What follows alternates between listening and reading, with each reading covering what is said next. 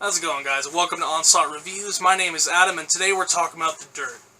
Okay, so if you're a Motley Crue fan, then you know about this movie. You've probably already seen this movie, but I'll give you a little bit of backstory if you're new to this. The Dirt is based off of a book of the same name written by the guys in Motley Crue that basically dictates their very illustrious past throughout the 1980s and early 1990s. And to give a little more backstory, I believe the movie rights for the book sold like a long time ago, and it's pretty much kind of been in the grapevine for a long time that at some point this movie was going to be made. And, you know, Motley Crue fans and metal fans in general were like, oh, when? And I was one of them. You know, I love Motley Crue. I've always been a real big fan of their music, you know, I'm not really a big fan of glam metal in general, but Motley Crue always struck me as that band that was kind of past that. They seemed kind of like they were the dangerous kind of LA band. I think they've pretty much proven that throughout their years. And, yeah. So, let's get into this. The thing I liked about this movie is that it actually broke the fourth wall a lot more than I was anticipating.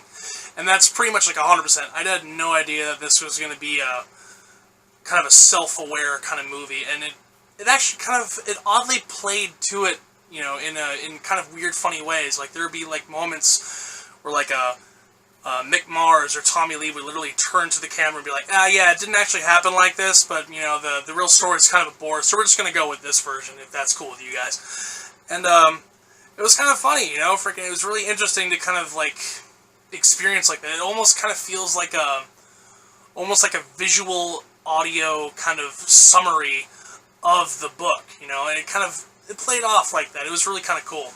Another thing that I really enjoyed was the casting. These guys really pretty accurately pull off these real life people. You know, they got to play Nikki Sixx and Tommy Lee and Vince Neil and Mick Mars. You know, you really gotta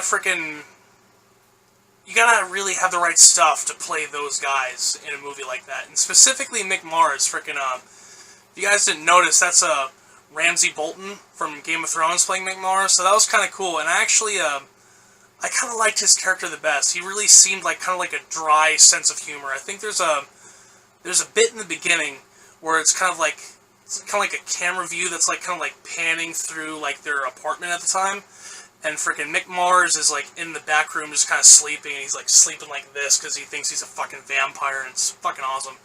And some chick like drunkily like staggers in there, and she like wakes up and is like, are you a part of the band? Because she wants to, you know, fuck a band member. And he just looks at her, he's like, what band? And she fucks off.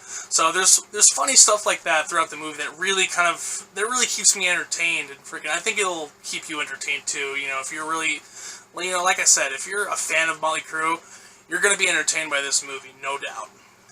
Now, the one thing that I will kind of critique in is that there doesn't really seem to be like a flowing narrative through the movie. I'm sure it's there, but I know for sure that the book, there's a whole bunch more that happens in the book, and they really detailed out, you know, their lives, and their lives in Motley Crue, rather, through the book, and it was very detailed, and they had to really condense a lot of that down into, you know, an hour and 45 minutes, basically. So they had to take a lot of stuff out, and I understand that, of course, you know, but it almost kind of feels like they filmed stuff, and there was like, in chronological order, but there's no real flowing narrative. It's just kind of like, hey, this happened, and then this happened, and then this happened, and then this happened, and then this happened. And it just it's almost kind of static. I don't know if that's just the director's fault, or maybe like the writing when they went to go write the screenplay, but it just doesn't have a flow, you know, and it suffers a little bit because of that. But I mean, I don't know. I mean, you'd have to make up your own mind, but for me, it didn't flow like it should, you know. There was no real flowing narrative. There was a little bit at the end, but it was just like a little bit of narrative at the end, and that was kind of it. So ultimately, I really enjoyed this movie. It really kind of it really gives you a pretty decent look into, like, how this band started, and, like, all the insanity that ensued because of these guys, and all the craziness and hardships and frickin' that these guys went through. And frickin', I think, like I said, if you're a Motley Crue fan, you've probably already seen this by now, and you're probably going to give me shit in the comments if you're, pissed off, at me because of what I'm going to grade this ultimately. But I think you're going to enjoy this. I mean, I enjoyed it, but frickin', it does, like I said, it doesn't flow, and frickin', they really cherry-picked a lot of stuff out that's kind of important, and I think it could have helped the narrative kind of flow a little bit better. But I'd still recommend it, but I'm going to give The Dirt 3 stars.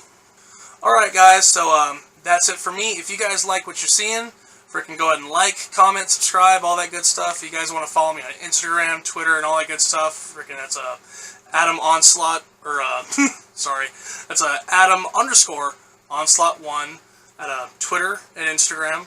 And yeah, see you guys in the next video.